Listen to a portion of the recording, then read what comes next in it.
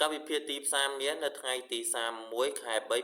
2026 មាននៅក្នុង time frame 1 ម៉ោងបាទអញ្ចឹងហើយ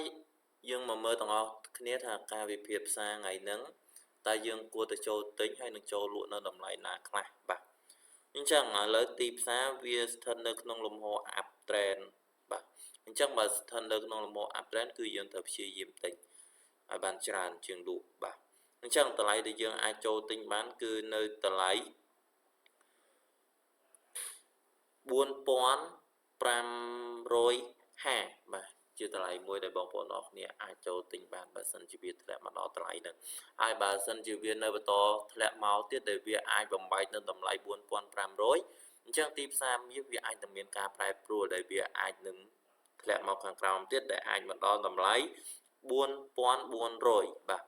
ហើយបើសិនជាវាមកបំបែកនៅតម្លៃ4400នឹងទៀតអញ្ចឹងទីផ្សារវាប្រកាសជាមករននៅតម្លៃ4300បន្តទៀតបាទមិនយូរមិនឆាប់ទេអញ្ចឹងហើយបងប្អូនអរគ្នាត្រូវតែមានការប្រុងប្រយ័ត្នពេលដែលវា break នៅតម្លៃ low ទី1គឺបងប្អូនអរគ្នាត្រូវតែ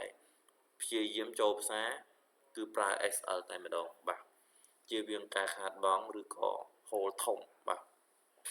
តែបើសិនជាបងប្អូនអរគ្នាមានលុយច្រើនដើមទុនធំអញ្ចឹងបងប្អូនអរគ្នាអាច hold បានបាទអញ្ចឹងតម្លៃដែលយើងអាចចូលលក់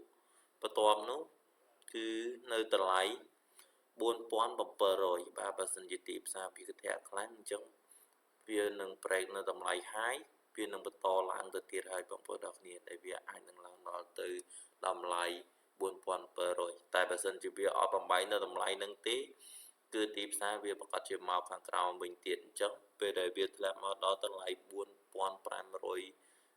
បងប្អូនអរគ្នាអាចចាប់ផ្ដើមទិញបានបាទហើយបើសិនជាវាមក break នៅតម្លៃ high ខាងលើដែលនៅតម្លៃ4730ជាងនឹងទៀតអញ្ចឹងវានឹងបន្តឡើងមកទៀតតែវាអាចមកដល់តម្លៃ